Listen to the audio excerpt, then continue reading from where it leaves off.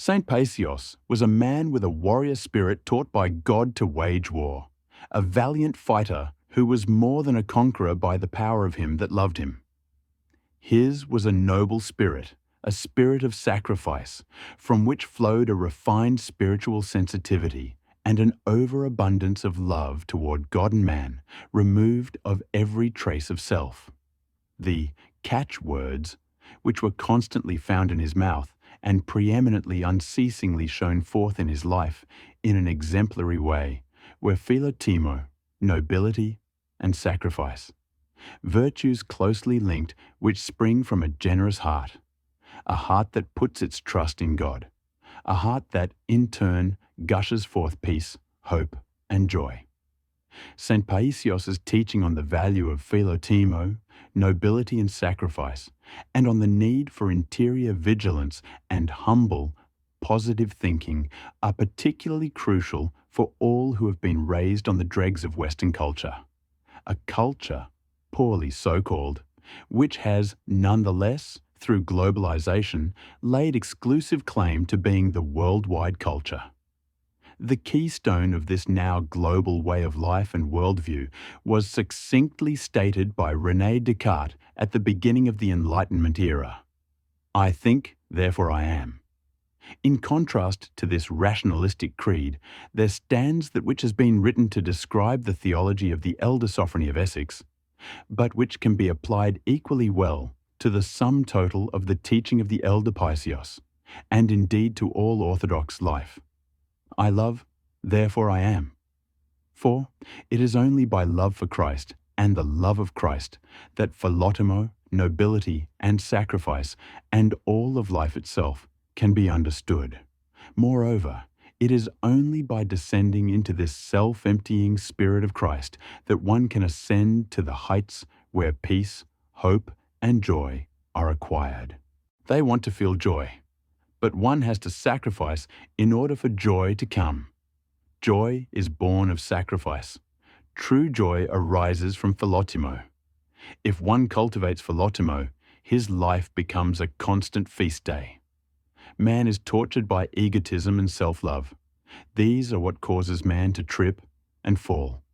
Most people today have not tasted the joy of sacrifice, nor come to love hard work. Gone are filotimo and self-sacrifice.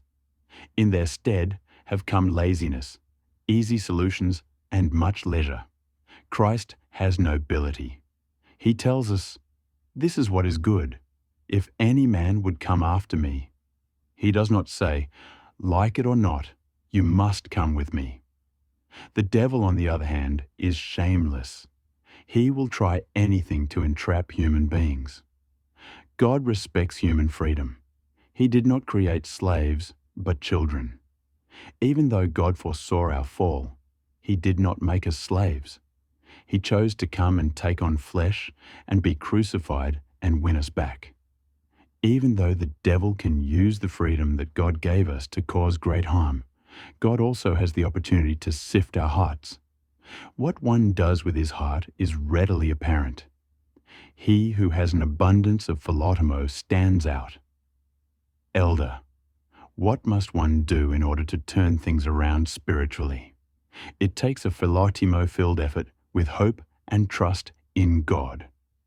Trust in God, simplicity, and struggle with filotimo will lead to inner peace and surety, and then the soul is filled with hope and joy. For the athlete to be crowned with victory, it takes patience, filotimo, and spiritual bravery. Bravery stems from a heart filled with filotimo. And when one does something with his heart for Christ, he neither tires nor feels pain, because such suffering for Christ is a spiritual feast. Elder, when the Apostle Paul writes, "The fruit of the Spirit is love, joy," does he mean that joy is an indication of a proper life? Yes, because there is a worldly joy and divine joy. When something is not spiritual, pure, there cannot be true joy and peace in the heart. The joy experienced by a spiritual person is not the worldly joy sought by many today. Let's not mix things up. Did the saints have the kind of joy we are seeking today? Did the Panagia have such joy? Did Jesus go around laughing? Which saint has gone through this life without pain? Which saint had the joy sought by many present-day Christians who do not want to hear anything unpleasant, who do not want to worry or lose their serenity? If I do not want to worry or be troubled so that I may be happy, if I do not want to lose my serenity so that I may be meek, then I am indifferent. Spiritual meekness and meekness out of indifference are two different things. Some people say, I must be cheerful because I am a Christian. I must be calm because I am a Christian. Such people are not Christians, do you understand? That is indifference. It is worldly joy. One who has these worldly elements is not a spiritual person. A spiritual person is a mass of pain.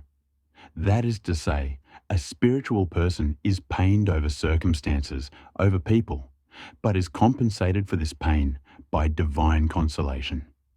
He does feel pain, but inside he also feels divine consolation. For God is pouring blessing from paradise, and man is overjoyed with divine love. This is the joy, the spiritual joy, which is not expressed, but rather abounds in the heart. Elder, sacrifice gives us joy. Oh, what joy it brings! Nowadays, people don't savor this joy of sacrifice, that this is why they are tormented.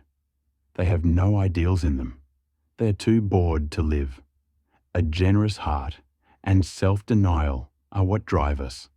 Without this force, we are tormented.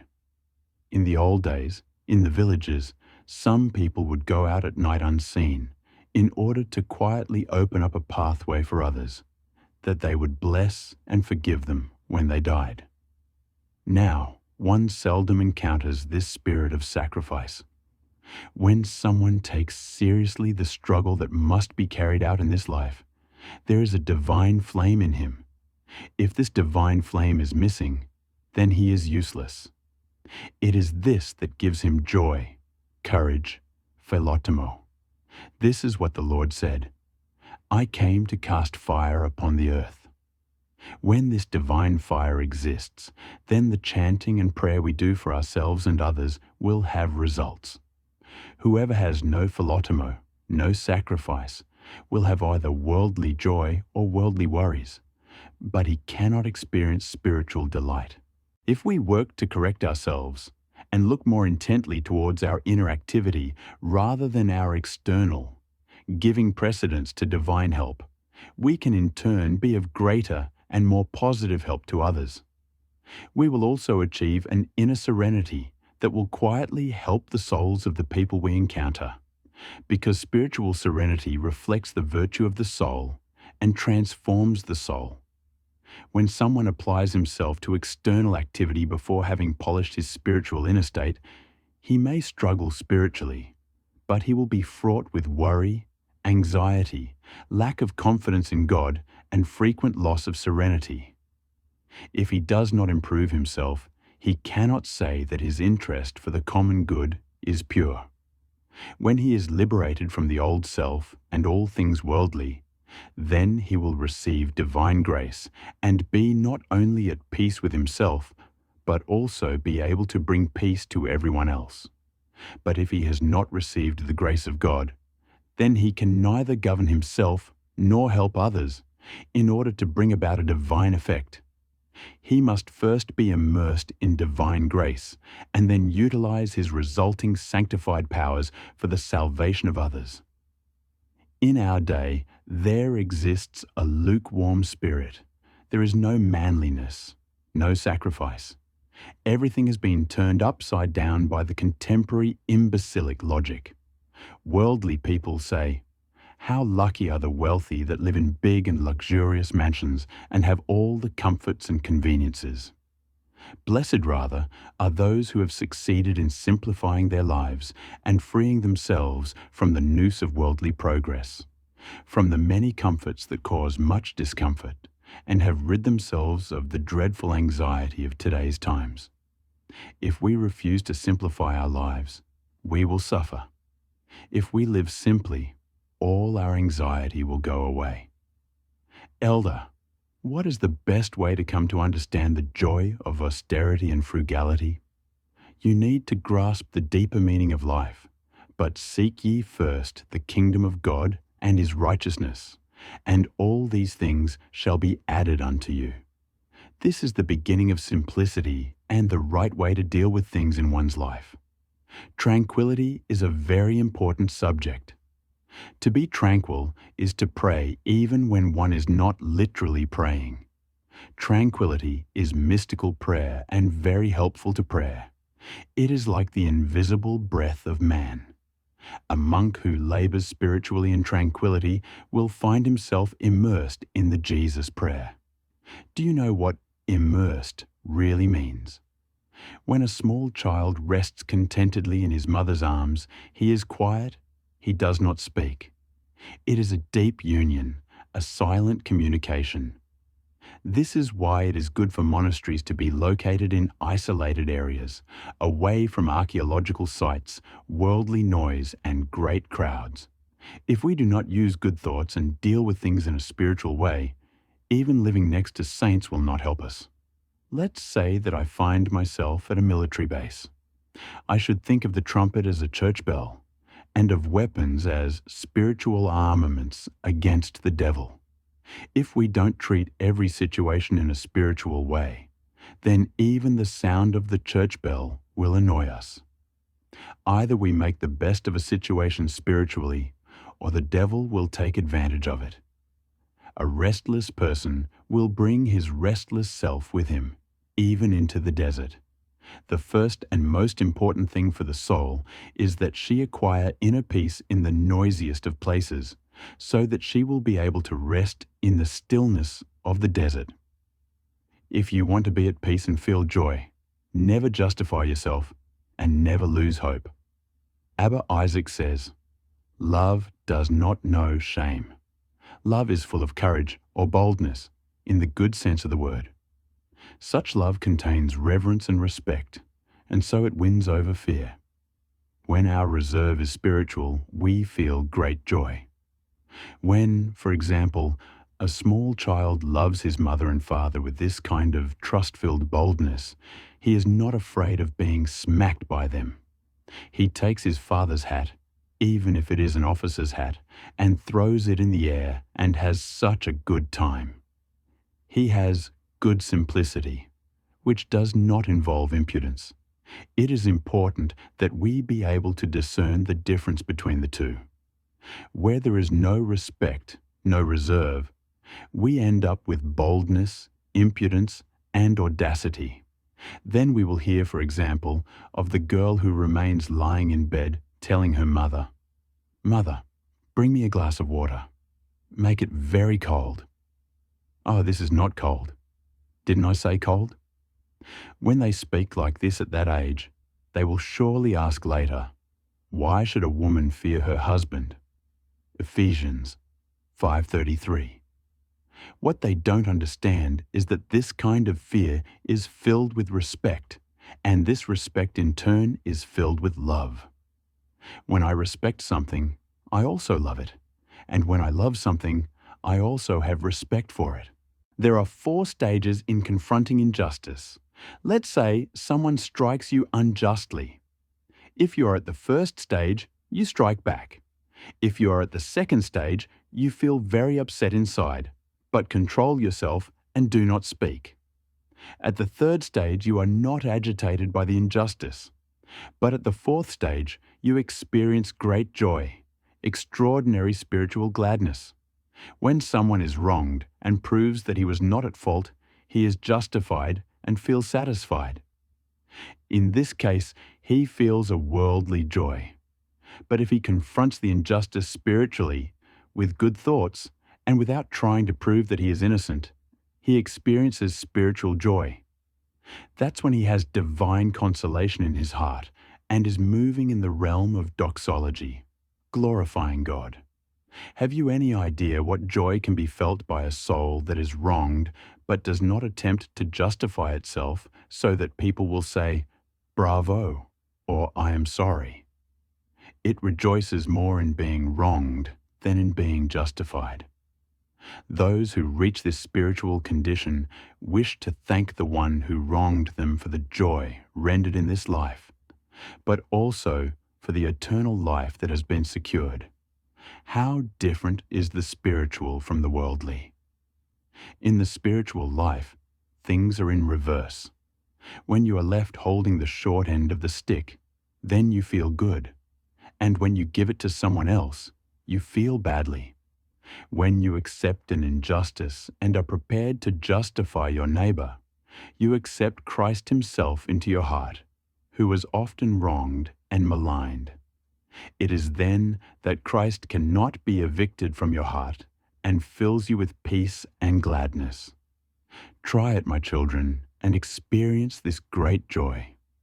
Learn to be happy with this spiritual joy, not with the worldly one, and every day it will the feast of Pascha. We should put ourselves in the other person's place. When you put yourself in another person's shoes, everything changes. To want to go to paradise simply to provide a comfortable place for yourself, this does not have any filotimo. If we have filotimo, we will think, so many poor souls will go to hell, who didn't feel even a little true joy, and I care only for myself. Following confession, one should have a filotimo-filled acknowledgement of what has happened. One must feel like the person who has been forgiven a great debt he owed, and out of filotimo feels a sense of gratitude and obligation toward his benefactor. You must be thankful to God while also living this verse from the Psalms.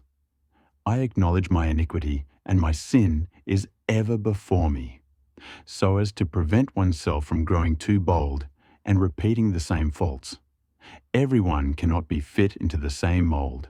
The fathers left the matter to the discernment, the filotimo, and the spiritual sensitivity and strength of each individual. There is no greater joy than the joy you feel when you accept injustice.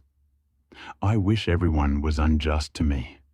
I can honestly tell you that the sweetest spiritual joy I have experienced has been through accepting injustice. Do you know how much I rejoice when someone tells me that I am in error? Glory be to thee, O God, I say. From this I will get a reward, while if someone should call me a saint, I will be in debt. There is no sweeter thing than to endure injustice. A spiritual man simply does not have sorrows. When his love is increased and his heart is kindled with divine passion, there is no room for grief and sorrow. The great love for Christ overcomes the pain and sufferings caused by people.